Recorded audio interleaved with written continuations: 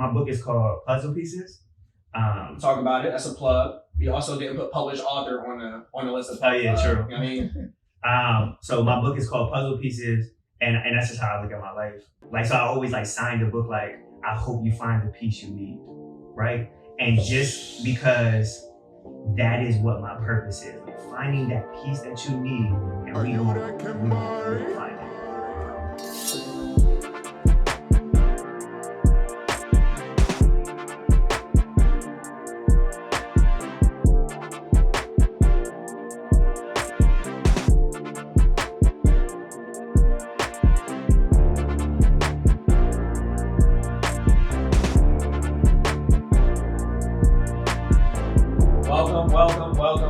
Welcome.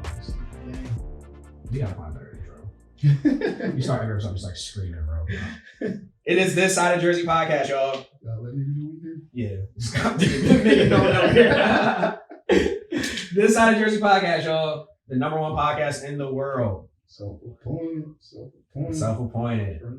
Listen, man, we are back for another great episode. I am one of your many hosts. I am Steven. I go by Ugly Steven on Instagram. It's your boy I Robinson on all platforms. And it's your boy Bees on everything. And we have Korean Tay _ behind the camera. Y'all, we are back with another banger. Just keep very, very excited about this episode. Very special one. Very special one. Before we get into it though, as y'all know, we gotta go into our layup lines. So for those who do not know, layup lines is a segment where we just like to get our guests loose, ask them this or that question, just to get the creative juices flowing, make everybody relaxed. All right. You got 24 seconds to answer, and you just get as many as you can. All right. All right. 24 on the shot clock. Indeed. All right.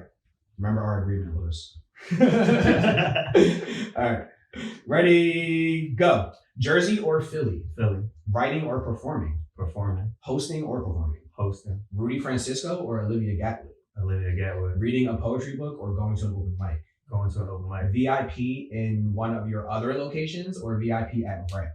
VIP at Rec. Perform at VIP or perform elsewhere? Perform elsewhere. Juan Poetry or VIP? VIP all day. There it is. There it is. Very well done. Very well done. That was a good drum. That was a smooth drum. I like that. Listen, man. We got a super special guest today. I know him personally as a friend, someone I've worked closely with. But let's get into the professional titles first. So first and foremost, he made it clear, I am a father first. Let's just applaud that for a second, because that's major. That's major. That's major. He is a father. He is a founder. He is the founder of the largest open mic in Philadelphia called Voices in Power. He is a host. He is a poet. We know him as a friend. Ladies and gentlemen, Louis Marrero is here. Welcome. Hey.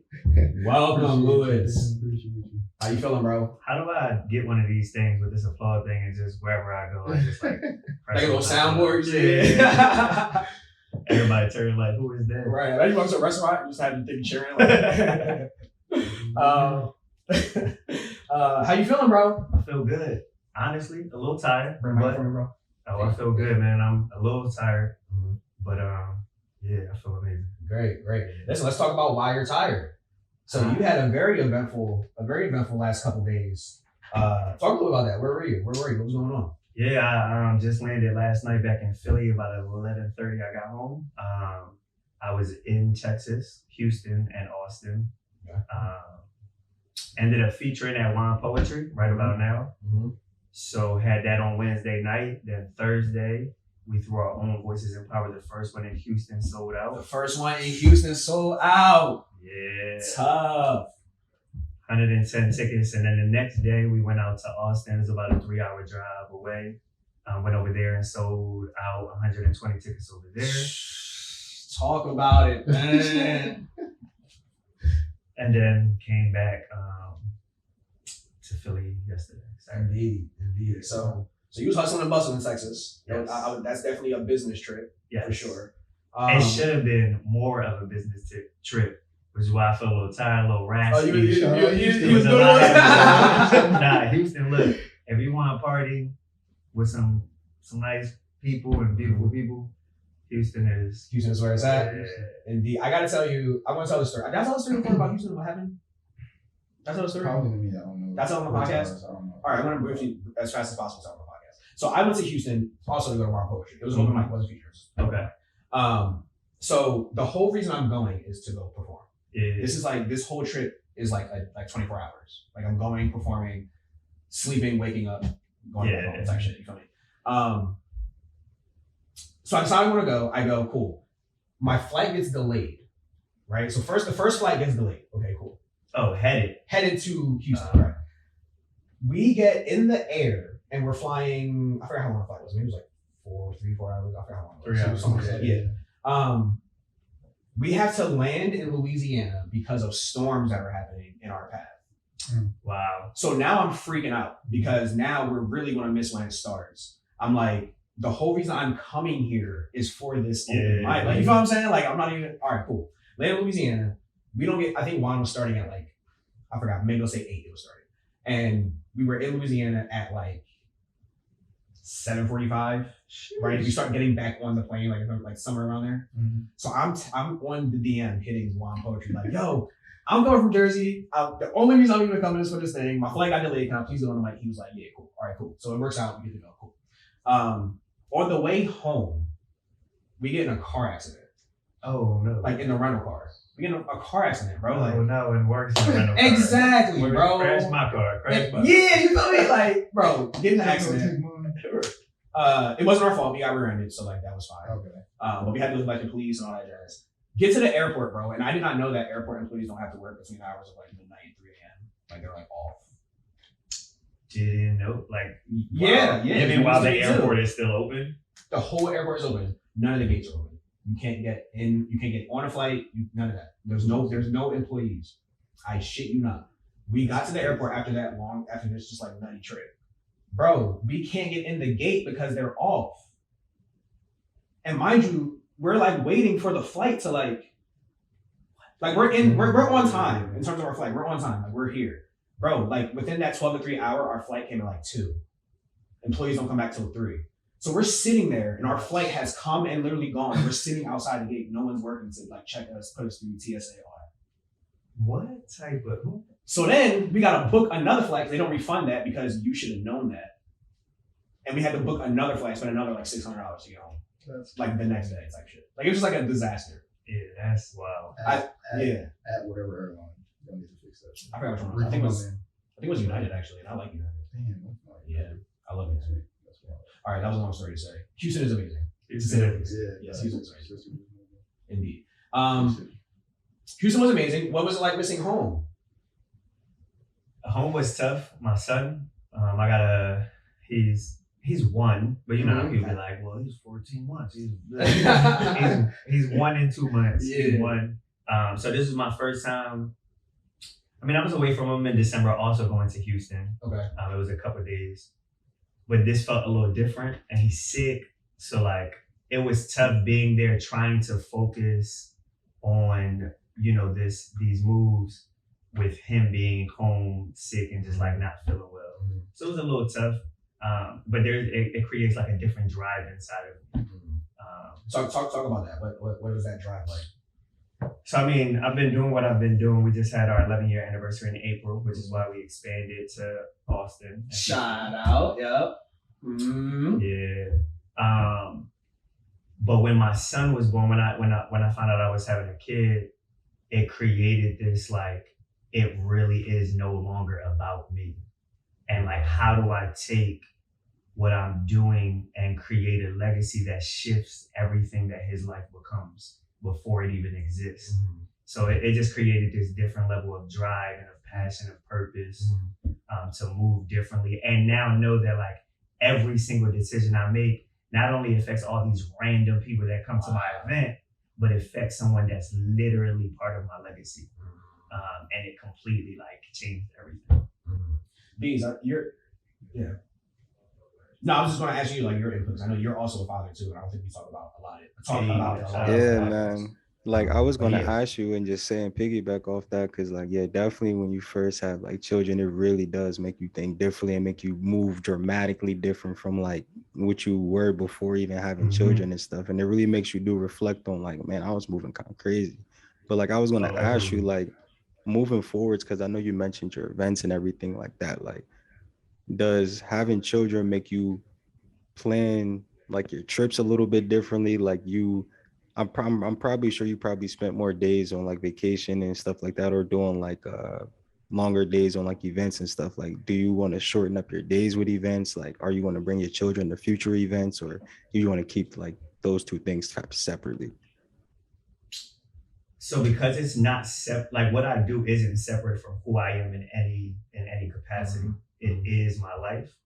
So he'll absolutely be connected. It won't be a separation.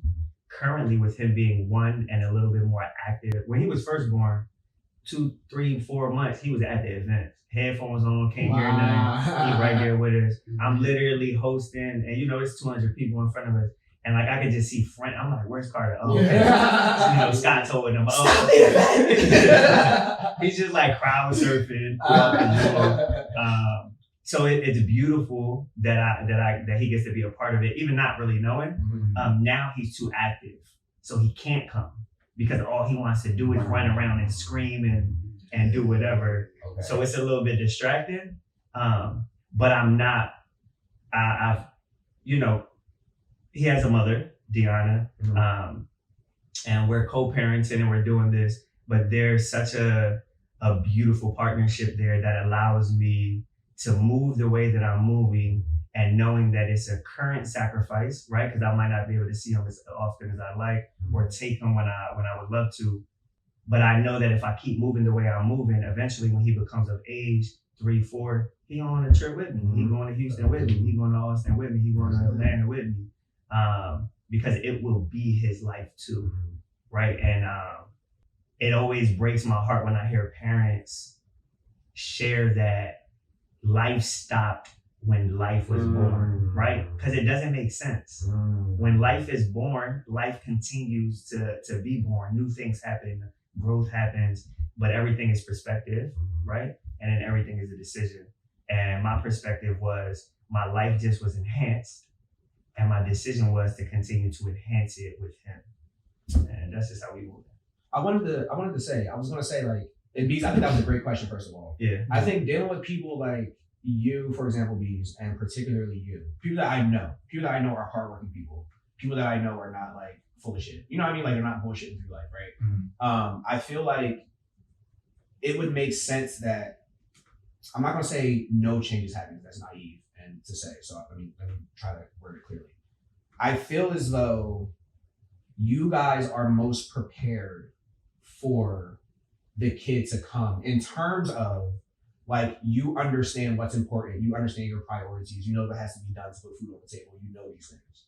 Like prior to having a kid, you know what I mean? Like you run the biggest open mic in Philadelphia, right? So like, I know that you know something about structure and discipline, and it's good. And you know what I'm saying? Like I know these things. So when you first initially asked that, my first response was like, I know probably I would think not too much has changed because y'all already know, like, you know what I mean? Like, you know how somebody who doesn't have their shit together at all, and then they have a kid and it's like a crisis that happens. It's like I have to literally like 180 my life. Yeah. You know what I'm saying? It feels less from the outside looking in, of course, with respect to your journeys. It looks like you guys had to do less of a 180 to, you know what I mean, become a father. And that's from the outside looking in. So like, you know what I mean? But I'm speaking more to just like your character. You guys had like something that I would be like, okay, he's prepared for fatherhood.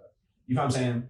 It's like, yeah, absolutely. Yeah, no, that's good. And it's true because I always joke like, I've been a father for a long time, and not necessarily like a father, but a leader, right? And someone that's encouraging, someone that's like helping guide people because of what I do, because of a lot of the times it feeling so safe. We get people that never did poetry, never did any form of artistry, never been in a community, stepping in, and because of the type of atmosphere it is, and because we're building relationship, I'm helping guide people into stepping into their dreams, into following their passion. And that's all I'm going to do with my son, right? Wow. So it's the same. I mean, it's different, but essentially I do feel like the journey of my career has prepared me for fatherhood. Absolutely.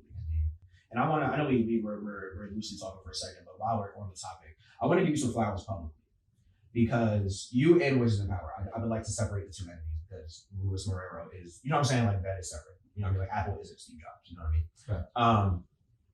Voices in Power is one of the first. When I say one of the first, I'm willing to say like within the first 3 performances that I ever did was at Voices in Power. And I remember it's a big open mic. So when you walk in the door for your first time, you're like, you know what I mean? Like first time performing, first 1 or 2 times performing, you're like, this is a lot. You know what I'm saying? Very shortly after you walk in the door, that feeling starts to subside. Very shortly after. You're intimidated strictly because of the numbers. Nothing about the inside and the atmosphere will intimidate you other than the numbers. You will walk in and be like, fuck. You know what I mean? But then you start talking to somebody, and then like you'll start talking to somebody else, and then now you're in a group of people, and now they're asking if you want to sit with them. Now, and then you know what I mean? Like it immediately becomes less intimidating. I mean, not like at all intimidating. You know what I mean? So like, I say that to say Voices in Power was pivotal and large in my early career because like that's where I was going. You know what I mean? Like I used to go like all the time in the beginning. You know what I mean? So it's like I think what you do for people and you say like you help them into this journey, it's like, bro, that's true. I can be the first testament to that. Like, yeah, that's what happens. You know what I mean? Like, yeah, for sure.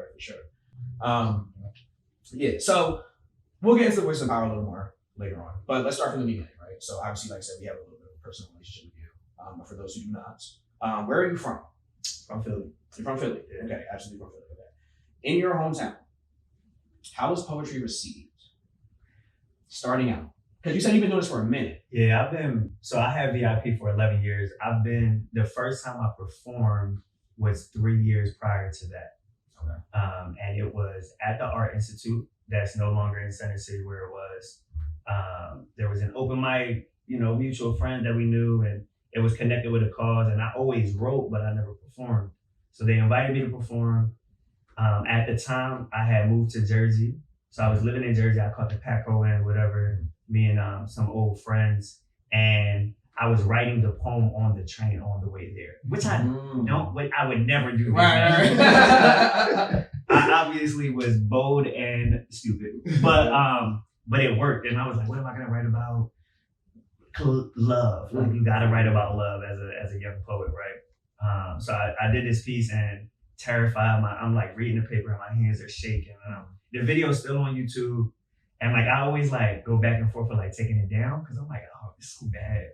But like the crowd was going ham. Okay. So it fed me. So I was like, oh, wow, this is beautiful. I love this. Mm-hmm. Right. And I was on fire. And I'm like, oh, my mic's in. Like I'm just like ready to do it. And that joint crushed me.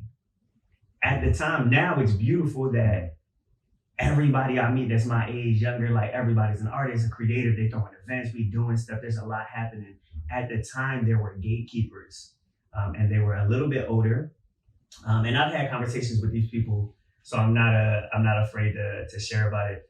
There is this open mic Just Words that no longer is here, but was the largest and longest running open mic, and now it's Voices in Power. It was ran by an old head. At the time, his name was Betty's son. I now know him as Shice. That is family to me. I've recently just featured him at VIP. But at the time I would go, I was a nobody, right? In the sense of like name being known in the poetry scene. So I would sign up on the list of like, 2, 3 and not get called. Then I come the next week, sign up, I get called, nobody listening to me. Everybody just like whatever, right? And then I could see people that were favorites, people that had buzz, people that were talented, step in late, get on the mic, step in, get respect, step in, get acknowledged. And to me, I would go, and I was like, I don't like this. So I stopped doing poetry. I ended up getting arrested, getting into some illegal stuff and like trouble with the law, whatever, had a low mean record, couldn't keep a job. I moved to Vegas. I don't know why you get in trouble with the law and decide to move to Vegas to change your life. Like, well, if I'm gonna break the law, let me go to the Sin City. You know what I mean? Like, listen. But when I was out there, I met people that were young like me. At the time in Philly, I didn't have that. It was older people. It was just Greg, it was Shice, it was Eda Poet MC, who are now all 40 and 50 years old. Yeah.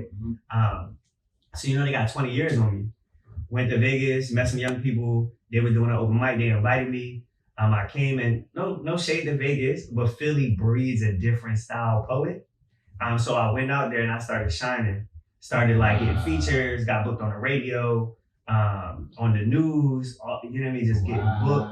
So when I came back to Philly, I was like, dang, I'm back in my parents' house. I ain't got no job.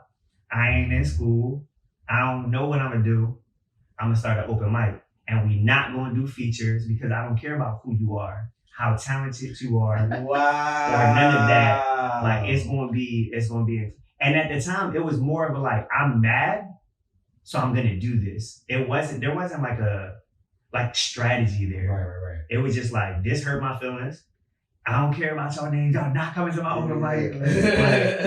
Anybody, basically, I'm like, anybody can step in this joint. And we rocked like that for 10 years. When we had our 10-year anniversary, it was the first time we started doing features regularly. But you still stepping in the space, and I still don't care who you are.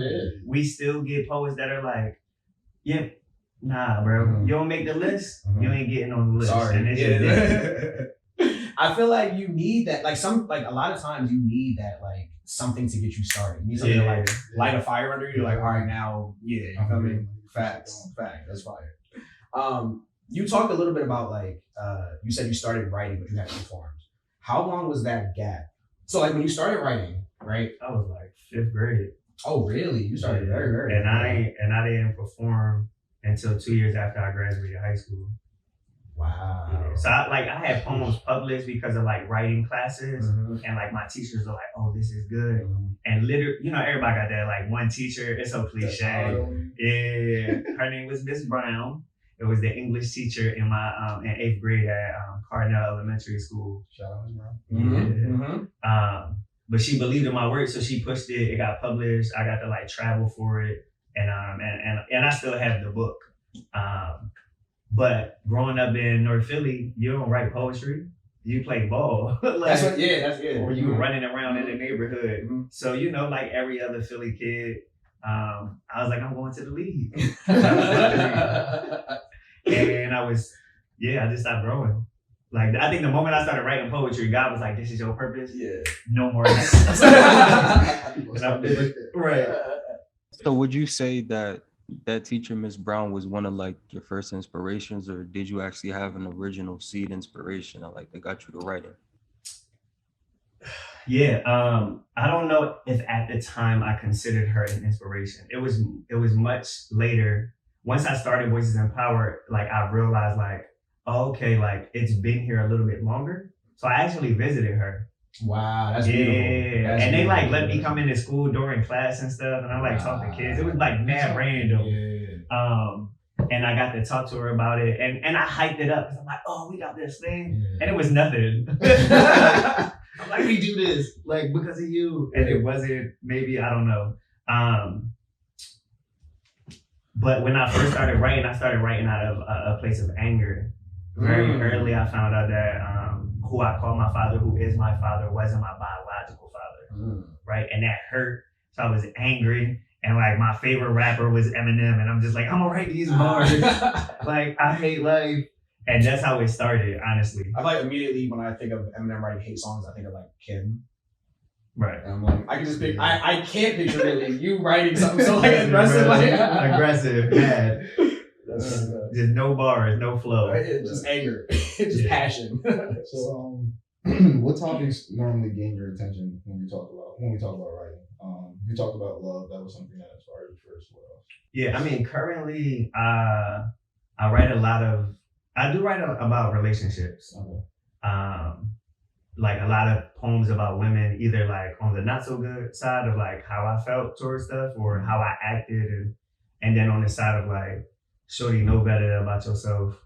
But definitely I write poems about domestic violence, childhood bullying, rape, just stories that, I'm definitely like a storyteller style poet, and almost trying to like pick you up out of this situation. All of my poems kind of like start with something a little bit sad or a little bit harder to deal with, and then towards the end, like trying to encourage you out of it. Yeah, so like that's pretty much a lot of my poetry. Could you explain like what your writing process is like and like how that flows into like your final end project of like a poem? Yeah, that don't happen anymore. I that's why I even like would Wow. give you with the professional titles. Mhm. I consider myself poet in the least way now. We're going to talk about that actually. Yeah, like the least way. Mhm. But when I wrote a poem called Dear Son. I felt like it was fitting, like it was necessary because it's the most important thing in my life right now. And that was the first poem I wrote and performed that was new in like 4 years. I know that feeling. Yep. Yeah, it just wasn't. And even in that, I'm still tweaking. I'm still trying to learn like what the process is for me, because I'm almost at this like selfless place in my life where voices in power, like I stopped performing at VIP years ago. So like I used to perform every single month. And then when the list started getting full, I'm like, I can't take somebody's spot. I traveled the country, I performed overseas. My largest audience was 6,000 people. So like, I'm cool. 6,000. Yeah, 6,000. Where was that at? I did a homecoming event. I forget the school, it was down south, and it was epic. That's tough. You know how like when you hear people scream, like you know how you got the little joint, bro. It's like, you know what I mean? I'm like, if you ready for your next hard, like yeah, and then people clapping and screaming, and you can hear it, but like with 6,000 people, bro, you hear like just you don't, noise. you don't hear clapping and screaming, you just hear static. Wow. So I felt like, this is just not where I'm at right now. I consider myself a curator first and foremost. So I'm creating opportunities for other poets. So I don't have time always to write and then now I'm like, we about to be 7 to 8 cities by the end of the year every single month. I'm like, I'm in curation, like strategy mode. I'm training up people to take over cities and like, so my process of writing does not exist right now. I don't know what it is. Right. I want to ask you a question before we go back to the script. So you said like how like writing kind of took a back seat to like your other things that were happening. Do you find that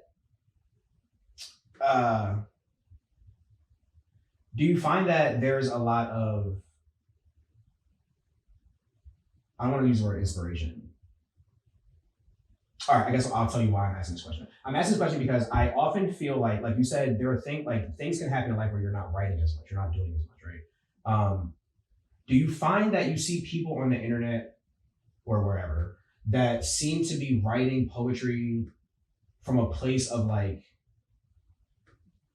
not sincerity? Like you're almost just writing to write, or you're writing to be seen, or you're writing to just like appeal to a certain group of people. Like it's not like I feel like I always would like I love poetry, I love words, I love all that jazz. But I always was tied to like conviction and like emotion and like realness and like genuine and like, yo, he felt that and like, yo, he meant that, or he lived that, or like whatever. You know what I mean? Do you feel that that's lacking now? Do you feel like that's kind of maybe contributed to like, are you the kind of person who won't write if you don't have anything to write about? You know what I mean? Yeah. So I'm gonna like prefix this with like, I joke with my team because doing what I'm doing. So like, all right. So for instance, this month, just to like provide some type of context, we sold 745 tickets across all our events. So we're in front of 700 plus people. It's a lot of poets, right? Like in cities across the country. I always joke with my team about like, I need to make like a close friends on my Instagram just so I could talk about the crap that I'm unable to talk about on a public, setting. So I will be very intentional with how I answer the question. Indeed. But with that, there's a lot of crap. Yeah. You know what I mean? Like there are poets I know personally, absolutely, that aren't writing because it's something that's passionate, or there's like there's not a passion there, or there's not I write because like poetry is becoming a little bit more popular, a little bit more mainstream. You know what I mean? Like last year, America's Got Talent had his first poet on and his first poet won, right? Yes. The gentleman Brandon Lee, right? Yes. So like poetry is just, and then with wine poetry, with button poetry, with voices in power now. Talk nice. You know what I mean? You know what I mean? Talk nice. Well, all these joints, like poetry is becoming a little bit more relevant and a little bit more in the eyes and the ears of people. And with that, right, like comes people that know that it comes with something else. Mm-hmm. Oh, I can write, hit a stage, and now I'm in front of all these people. And you know, girls love guys that write poetry. Yeah, man, like whatever. And I know people absolutely that use that. Do I think it's like the sincerity is lacking? No. I think that there's pieces that are growing, but I still do think that there are sincere poets, absolutely. And you just got to be mindful of what communities you put yourself into, what communities you connect with. Unfortunately, being a curator, I'm getting all of it, but I get to make the decision on what poets we invest in, what poets we build relationship with. And if you're doing it for outside of the love of poetry, the love of the culture and the art, then there's definitely not going to be anything more than what's up at the event. Wow. And as a poet, right, like you mentioned it, and as a curator, I absolutely can tell the difference. I absolutely can tell the difference of like, oh, you about it, and you just writing about it, like absolutely, yeah. I want to get your opinion on that because I also don't get to talk to many poets. Like I'm not friends with a lot of poets. Like I know you, I can talk to you at an event, but like I don't hang out on a normal basis with poets. Like I'm the only poet in my circle. You know what I'm saying? Yeah. So I don't have many people to share these thoughts with, these like things with. But I just want to get your opinion on that because it's something that I noticed. All right, so let me ask you this: do you ever? So I know you said you stepped away from poetry for a while, but when you were actively writing, were there certain techniques that you rely on to bring your poem to life? Right, because we all, as performers, we know there's one thing to write it, there's one thing to deliver it and kind of predict how the crowd will react and how you want them to react and all that jazz. So do you have any certain techniques that you particularly like to rely on that like will help take your poem to the next level? Yeah, so I absolutely write every single time with the intent of performing. Okay. And like usually when I write, by the end of finishing the poem, all but the last couple lines are memorized because when I write, I'm very slow. So like I'm writing a line, I'm writing another line, and before I even allow myself to write the next line, I'm rereading those two lines over and over and over. And then whatever kind of flows, like in my thoughts, then I write that, and then I go back in the beginning again. So it takes me a really long time to get 6 lines down. I never delete. Really? So like, yeah, ever. Why is that? Talk a little bit about that. Why don't you ever delete? Because I think if I thought it, it's important in some degree. I think that sometimes we have to be careful that when we are writers, that we remove the process. It's almost like just kind of like, yeah, we always say like, you got to kind of like go through this journey, through this process. And then like, well, a poem is a destination. And a lot of the times we are deleting the process, we're deleting the journey. And I think that there's still beauty to be told there. And maybe not in the form of being included in this poem or being included in, you know, another poem. But like even Wine Poetry, for instance, they asked me to provide some lines, right? All of the they took one from one of my poems. The other 2 that I provided are not in a poem. They were going to be in a poem, and then like, they just never made it. The final cut. But I thought that it was still a dope thought and a dope line. So I was like, well, this is an opportunity for me to give that life since it'll never come from the stage. And I do bring it up in conversations and stuff like that. So yeah, I think we have to be careful with like, I'm not saying like keep it forever, but like while I write, and it's always on my laptop, so that I'll have access to it no matter where I'm going, if I don't have my book or whatever. But yeah, so if I don't like it, I just go down a couple lines and then I copy all the stuff that I'm using and paste it, and then I keep those lines I'm not using connected to the poem. Got you. And then I start on the next thing and just keep doing. Then once I'm done, I take the real poem, I put it in another file, and then I keep all of that. And then I just save that as unused lines of and whatever that poem is. Because I never know that like if I create a part 2 or, you know, when I'm editing or whatever. Because a lot of the times we're writing from our place of life, or our experiences at that current time. And although this might not connect right now, I want to rewrite all of my pieces. And maybe not like fully, but like editing it so that it fits where I am in my life. And who knows, a line that might not have connected but came up might be something that like, nah, this needs to come in now, and it might hit a little different. So that's kind of like how I go about my writing process. And then I'm always performing in the mirror. So I'm going into the bathroom. I like the idea of like a smaller space. I put my laptop on the sink, and I'm reading it, and I'm looking at the mirror, and I'm learning how to move my body, how to like, what the tone of my voice looks like on my face when I'm saying it, and like really trying to listen in, because I definitely consider myself a performer. So I try to like have that in the entirety of the piece. This is fire. Not to even like just relaying it from like a basketball standpoint to a poetry standpoint. That's just like you just repetitive going over with practice, and I think that's just fire. I kind of like it. So yeah.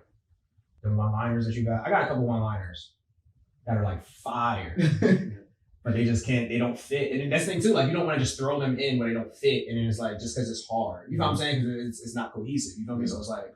I definitely feel you with the one-liners, the Lucy's. Like, yeah, that's funny. And like listening to your poetry, right? Like being a fan of your work, I mean, correct me if I'm wrong. I feel like you're also a storyteller, right? Like you go through this in like beginning, middle, end, and I don't know if it's because you're a teacher or whatever it is. Probably. But it's just like this storyline, right? But I love poetry like that. So sometimes because I know that I write in a storyline, it's like taking a clip from a movie. Sometimes you can't just like, there's no weight in a 30-second clip if you don't have the 60 minutes before and the 30 minutes after. So I know that sometimes like it's hard for me personally to write like the one-liners, to have them. Like sometimes when people go up and they perform, I'll get on the mic like, yo, they got a lot of tweets you can throw in the caption, right? Like a lot of lines you can throw in the caption. Yeah. I don't have that poetry. Like it's gonna be hard. You need the whole story. Like, wow. So when you get them one line, you gotta keep them Jones. Facts. I like what you said. Yeah, I love what you said about. Having those lines, and then when they wanted the caption, you was able to be like, okay, here, kind of like add this, because it's like you said, I thought it's important. It will live somewhere. So like hold on to it, and it will, you know what I mean? Like fall into the pot that it's supposed to fall into. Yeah. And I feel like I never even thought of, like, you just taught me something. I never thought of that. Like, it could be a caption here. It could be, you know what I'm saying? Like, that was fun. And who was it that said, like, you made it a hot line, I made it a hot song? Jay. Yeah, so like, that. I think that was Jay. Don't quote me on that. We'll fact check it. Yeah. I can hear Cassidy saying it, but I don't know if that was a line taken from. I know it definitely came from. Yeah, I know Cassidy definitely took it from a Jay-Z sample, like an old song, like that. Jay-Z definitely took it from somebody else. Probably. No, he's definitely done that before. He's done that with Eminem too. Actually, he has a couple lines that Eminem said first, and then he kind of like. So is that? So sometimes maybe a line can even it might not enter another poem, but it might trigger another thought, another line of creativity, right? Because like once it becomes a thought, it lives. It only dies when we don't bring it into the world, right? So like once we bring it in, everything living gives life, right? Wow. And like you have to be intentional with like it's gonna give somewhere. It's gonna give in some degree, and I try to. I mean, maybe poet's gonna poet, and I feel like maybe I'm poeting right now, and you know what I mean. But like, and like fake deep or whatever. But it's just the way that I like perceive it. Poetry is a reflection of life, bro. Yeah. So like, you're not being poetic, you're being life. You know what I mean? Like it's all applicable. It's all applicable. What's something that you see today? We kind of had an off-screen conversation about this a little bit, but I definitely want to talk about it. What's something that you see in today's poetry scene that you don't like or would like to change? Oh, he sat up. Oh man! Listen, look. Everybody, if you know me, you know me. You know I'm for the community. I'm for the people. I'm a lover, and with that comes being a fighter. And this is a piece of the fight. Entitlement kills me. sit down, relax yourself. Like, and the entitlement piece kills me. I get a lot of poets that are like, you know what I mean? Like, I'm so and so, I'm the third rank, blah blah blah, and I've been doing this. I've had poets like, hopefully I don't watch, but I've had poets like, oh, I've featured at every open mic but yours. Cool. Yeah, like, or like, you know what I mean? Like, I don't know, or like, I had a message today. I don't watch. I've been trying to like become, you know, this thing, you know, in your event for years, and like, how can we make this happen? And I'm just, but it's just like coming from this place like it's expected, and no, like the beautiful thing about me being the curator of it is I get to make the decision on who touches and who doesn't. With my son, I'm not walking into some random place and like passing my son off like, hey, random person that is a parent, right? So like that is a poet, take care of my baby and then walk away. Nah, I can't do that. So why would I just because you do it and you've been doing it and whatever, there's a certain way that I'm creating this and I'm so intentional with who I let touch it. It just is. I've had, my team right now consists of one person that I've known since high school, one person that I've known for like 8 years, and a person that I've known for 6 months. So what's been your favorite thing about attending open mics so far? When I find people is just like the main reason why I do what I do. I really enjoy connecting with new people. I like low-key consider myself, another one of my little titles, a professional encourager. Like, so I love stepping into like open mic spaces and finding that new person or finding that person that like wants to do it but is scared to do it or whatever. Cause I'm like, oh, that's it. Like cause you're not about to just take a seat in your life and be in mine. Like, we just not doing that. So I'm always gonna push. So like stepping into open mics, you get a lot of artists in a lot of different places of their journey. And when it's in that earlier place, I love like motivating them to like move forward. And when it's in the later place, I love celebrating it. So usually when you step into open mics, people are a little bit more enthused to engage. And I absolutely love that part of it. I'm gonna go off script a little bit. I know my cast members are tired of hearing me talk about it. But have you ever read The Alchemist? I read it quite often. Okay, you read it? Okay, fire. I want to ask you, we did a project with my students. I love that you read it, by the way, most of the time. We did a project with my students where they had to, in a nutshell, it was more complex. But in a nutshell, they had to like define their personal legend and like what it was and like all this stuff like that. And something that was happening was a lot of people were saying what like their dreams were and not like their purpose. So for example, I'm like asking, when you say personal legend, you're kind of saying like what's your purpose, what's your like contribution to the world, you feel me? Like, and I'll be like, all right, so what's your personal legend? Like, well, I want to be in the NBA. But that's not a personal legend.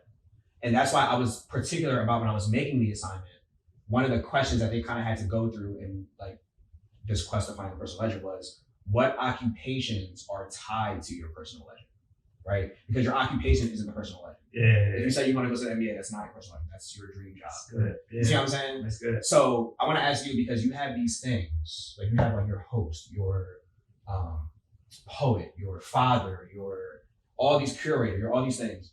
What do you think? Those are occupations in which you get to demonstrate your personal legend, right? But if you could put it in words, and even you got to think about it for a second, what would you say those occupations all have in common in terms of your personal legend? Like, what's your personal legend that is just showing through your poetry, your hosting, your curating, Yeah, I'm the plug, right? In the simplest form. And to elaborate, I believe that my purpose in life is to connect people to things that they need, whether it's a passion, whether it's a purpose, whether it's other people, whether it's creativity.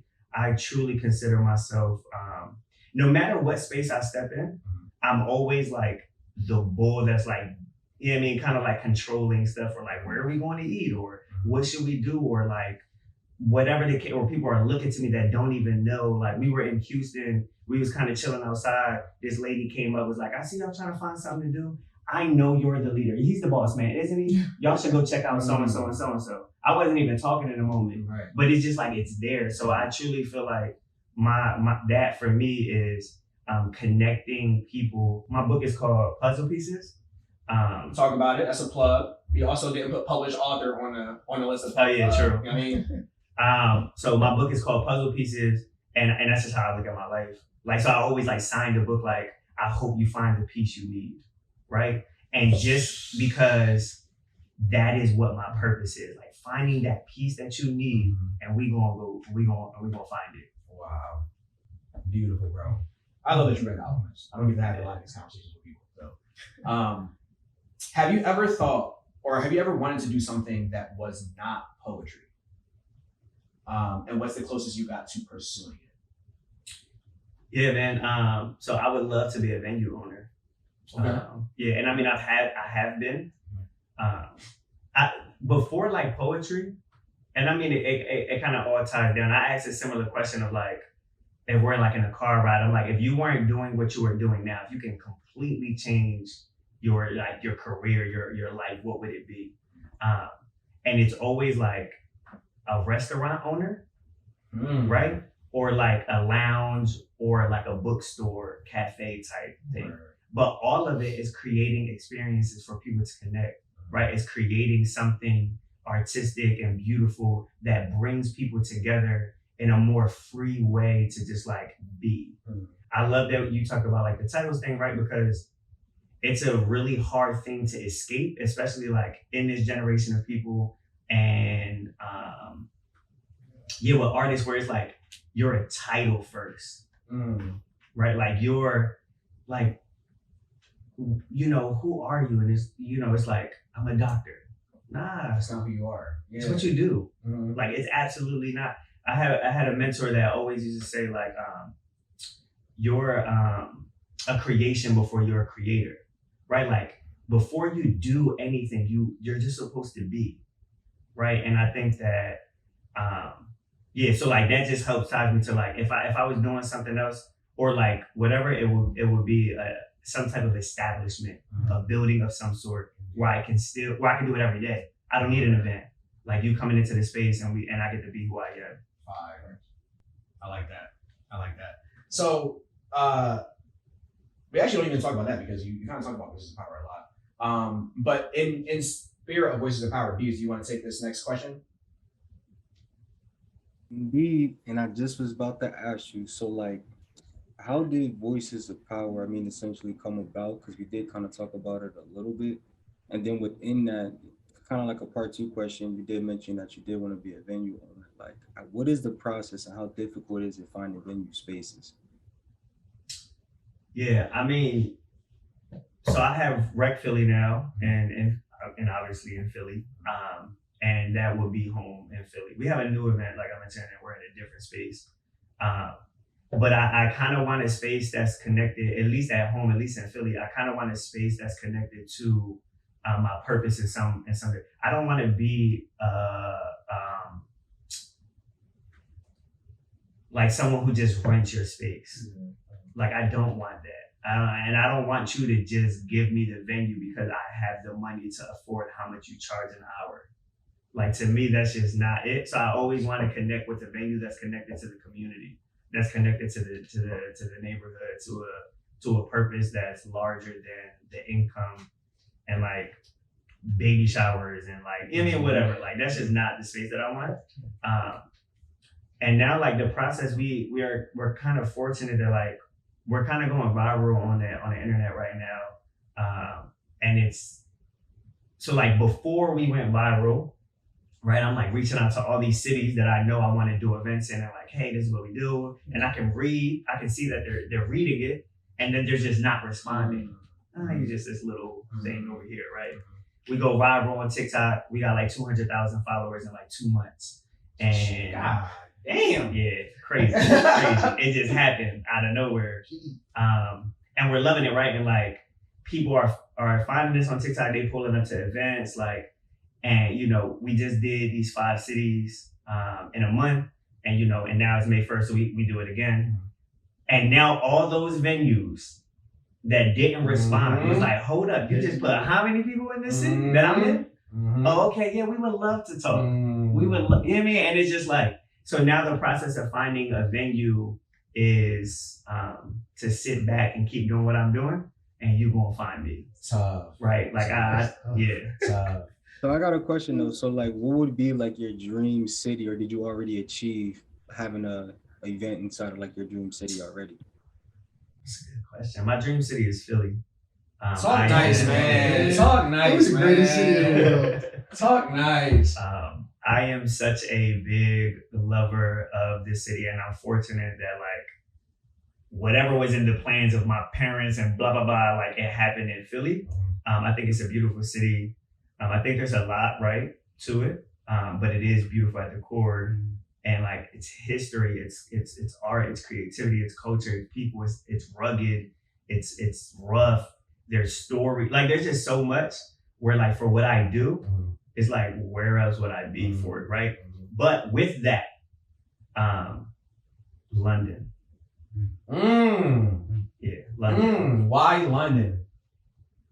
There's something about London that just like, and I don't even really know much. Be honest, is it the accent? It's the accent. You want to be around that accent? Listen, I love the accent, and I love any accent. When I was in Texas, and one of the venue owners, I'm like, you just sound so southern. But London people do have an accent. We're booking this artist from London. He's coming out in September, and he's like a grand champion over there, like tough. But I'm like, bro, if I'm gonna give it 100, your accent is like, it's helping. It's helping. It definitely helps. But I don't know, there's just like a grittiness to it too. It's also a very like art infused, creative, infused underground vibe, like kind of city. And then they're fly, right? And I just love that. Like when I went to London, I was like, I'm gonna fling my passport. Y'all can lock me here forever.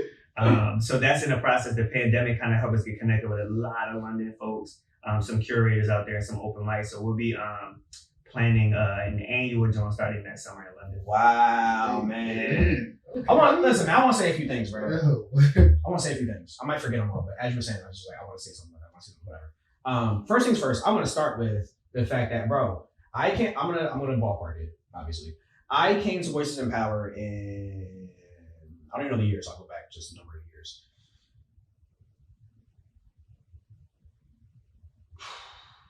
I think I was at Temple at the time, so I want to say like 2017.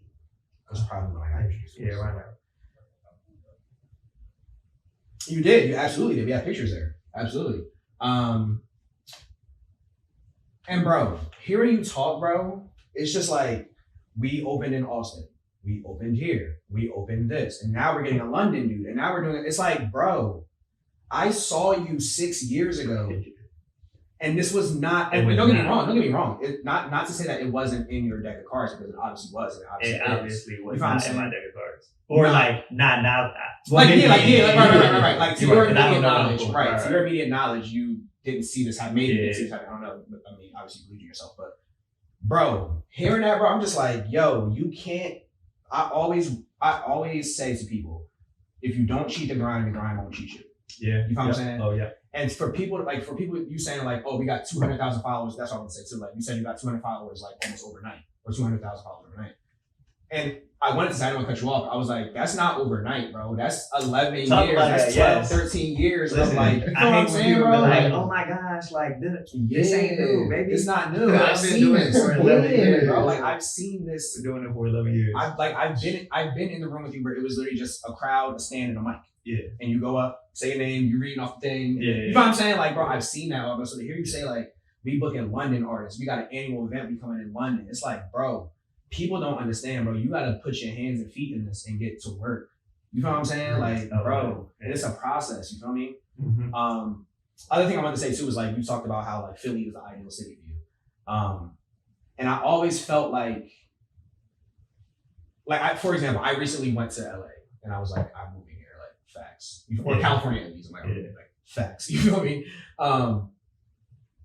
But I was like, bro, I don't want to leave Philly. Like, I don't want to leave. It's really Jersey, but I'm kind of looping in Philly in this a little bit. But like, I don't want to leave the area that I'm from. Like, I want to have property here. Yeah. You know what I'm saying? I want to come back here for 6 months out of the year, right? You know what I'm saying? Like, because I've been and why I like when you're saying it is because you're from Philly, so of course you're going to say there's a Philly pride that like Philly's a great city, and like it is. But like if you're from there, you're going to have that pride. But you've been other places. I've lived in Nevada. I've lived in he's lived in Nevada. He's lived in Texas. He's went to this place. He's went to London. You know what I'm saying? Like I've seen places, and I still won't deserve the Philly. You know what I'm saying? Well, like, I'm very close to. I would absolutely move to Houston. Okay. No, but not even in terms of where you live. Yeah. Just like your ideal city. Oh yeah. Like, where you know what I'm saying? Like, yeah. That's why like we started a second zone here. That's why like I will eventually have like a VIP HQ in Philly. Like Philly will always get we're starting workshops. Where like all of that is always gonna be in Philly. And no matter what else happens and wherever else it does, Philly will be and is the reason of why it's able to be where it is. Like if we're looking at this enormous tree, the roots, the trunk of the tree is in Philly, and Texas is getting one of the branches. You know what I mean? That's growing, and Houston is doing the same thing, and you know what I mean. Wherever, New York, we're in Miami starting in August. We're in Delaware starting in September. We're in Atlanta starting next June. LA is in the works. So like by the end of next year, we'll be in 15 cities every single month. Come on, man. Come on, man. Don't cheat the grind. The grind don't cheat you, man. That's crazy. But it's possible because of Philly. Absolutely. I love it. It's crazy to mention you here, you go to Houston. My sister was the same way. Like she's from around here. She's been everywhere. She's a travel nurse. She just moved to Houston. She's like, Houston is the only place I would go. Houston is kind of popping. Yeah. The only thing that's like, it wouldn't even happen like immediately. If it wasn't for my son and like, I just have to navigate that a little bit. The good thing is I'm there one week of the month. So you're still getting so I'm still getting it. What I'm gonna ask you that real quick. What goes into that? So right now, let's just say your timeline, because this is coming to you, obviously. Let's just speed up your timeline for the sake of this. Let's say the money's there, you can do whatever you want. Wisdom power is the biggest thing, so shoestrings. Everybody knows it across the nation and internationally. You can live wherever you want. Like let's say it happened like in a phone call, like somebody called you and you got that call, and now it's like you're set for life. Houston. You're going there like immediately. Yeah. Like I'm out. Yeah. I don't wait for anything. I don't wait for anything. That'll eventually be a thing. Because like if I'm having shows everywhere, I'm living in every city. Like Houston just has my residency. Philly has my heart and my home. And then these other places are just like, that's my cousin's house, that's my grandma's house. Like I just get to pull up and like comfortable enough I can walk in and like open your snack drawer and I'm type shit. Okay. So that will be my life. Where like my house in a sense, it doesn't matter because I'll be everywhere. Indeed. Yeah. What's that for you, I? If you get money, you can be out. What is it? It's crazy because right now it might be Houston. I know, like my family's there now. Like Ty just went. My mom will retire in a couple years, and she's probably gonna go. Like at this point, have you been? Yeah, I've been there every time now, and I'm going back again. Like my sister lives there, so now I'm just trying to go like at least once every other month, something like that. So that's a cool spot. It is. And they party in everything. Like you walking into the library, they serving you like tequila and Tequila Mockingbird. Like It's Houston. I always say I need a crib. I need like cribs. Like I have to be able to walk in the front door whenever I want. In Philly, Denver, and I'm not. This is not reflective of the geographic. I need one in Philly. I need one in Denver, and I need one now in California. 100%. I gotta be able to live in those places whenever I want. See, and then even like with that, right? Like Houston is like an hour and a half, or like 2 hours this way, 2 hours that way, versus like being on one coast and having to like crazy travel. Like I'm hitting anywhere I need to hit quick. Yeah, it's facts. Yeah. All right, so we talked about where we mentioned Rec Philly is like being a venue. Talk a little bit about that. You just partnered with them. Yeah, Rec Philly is so much more than a venue. It is my Philadelphia home, and will always be home until, and even still, like Voices in Power gets its own physical location. I love what they do. I love what they stand for. I love the people that are connected to it. It is absolutely a resource in relationships, in resources, like items I need in technology and all that kind of stuff like that. Dave and Will and the team over there are phenomenal. So like, yeah, Rec Philly is major. And I don't know if I can say too much outside of that. Okay. It is more than just like I'm renting a space. Mm-hmm. Yeah, definitely more partnership, definitely more family, and more of like conquering ground together. Mm-hmm. It feels that way. Seeing it, it doesn't feel like they're your landlord. You know what I mean? Like, it doesn't feel that way. Nah. Yeah. So obviously, Did it exceed your expectations? What you've become, what you created, did it exceed your expectations? So I always have like this battle. On one side of me, it does, and like hopefully will always, right? So that it's always like wow, and then on the other hand, it doesn't, because I am such a believer in believing in myself.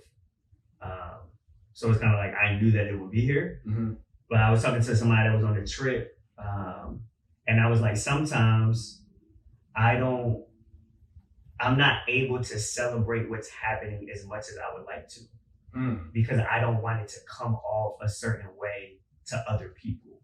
But in my head and in my heart, I'm like, bro, what is happening? Like real rap. So when people are like, I'm sure I don't have to tell you this, but like, you're doing a great job. Like, congratulations. Like, I'm so proud of you. I'm like, thank you. I'm just trying to make it happen. And then like at home, I'm like, bro, we just sold out in 4 new cities across the country and never did nothing there. Never like nothing. We just pulled up and we sold out. Yeah. And I expect that for every city. Like, and now that just happened, every month, 750 people are going to be in front of us.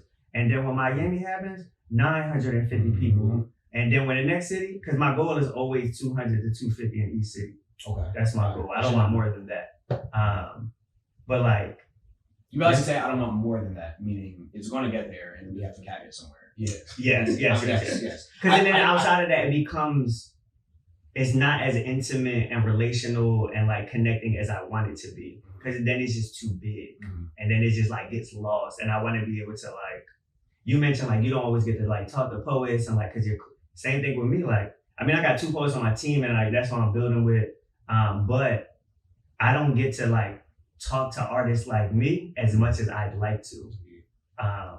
So like if we start playing 300-400 people, I mean, the largest VIP was 365 people. And it was like, wow. And it was on a Thursday. Five days after we sold out a rooftop event of 215 in like 3 days. That's crazy. Like the event hit like 60K interested on Facebook. I'm like, how 60,000 people interested? Like, y'all can't all come. Like, so and then I told my team, I was like, yo, we about to just try. Like, let's do an event in 4 days on a Thursday. We in the middle of Germantown, the biggest venue I could find that was available. And we put 365 people in there, plus the vendors and the staff, so probably like 380 or whatever. Yeah. And I was like, this is crazy, but it was too much. It was like fun, but I'm like, this is too much. So, yeah. I just love that you basically said we're capping at 250 and not we want to get at least 200. No. You know, you see like how those are 2 different things. You know what I'm saying? Like, oh, we want to get 200 people. Like, no, we have to stop it at 250. I'm very intentional. I'm very intentional with my language. We are capping at 250 because we would sell 250. I love it. And like we sold 120 in Austin because that's what the venue could fit, right? And we sold 110, and we sold 100 tickets in Houston because that's what the venue told us. And when I pulled up to the venue, I'm like, I can put 150 people in this room. Yeah. So I shot a quick blast and was like, yo, got more space. And like 10 or 12 more tickets like I sold like an hour before the event. But next month, 150 people going to be in that room. That's tough. And that's just what it's going to be. Whatever the capacity of that space is, we'll fill it. Tough. Super tough.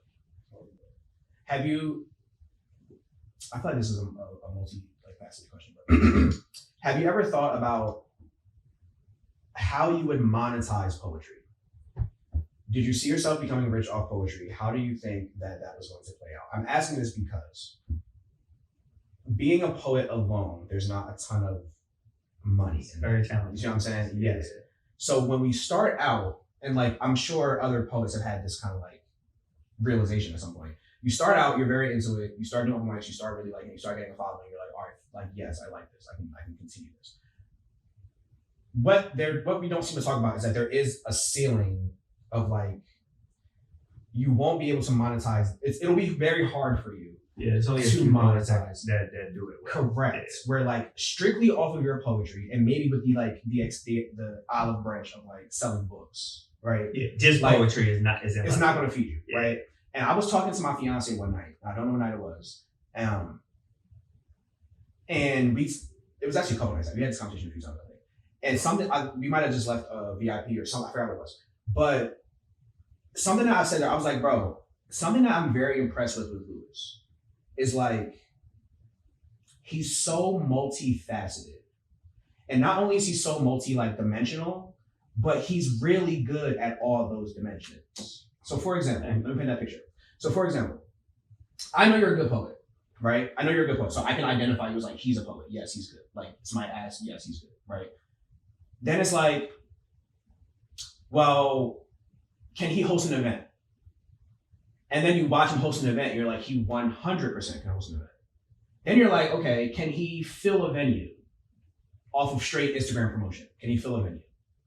And then he like obviously doesn't. And it's like, I'm looking at someone who started with poetry. Poetry is always the root, it's always the core, you know what I'm saying? But I'm looking at someone who had a passion of poetry and then built a network around it of things that aren't exactly like writing poetry and performing it, but it's all based in this thing. And he's good at all of these things, right? It's almost like,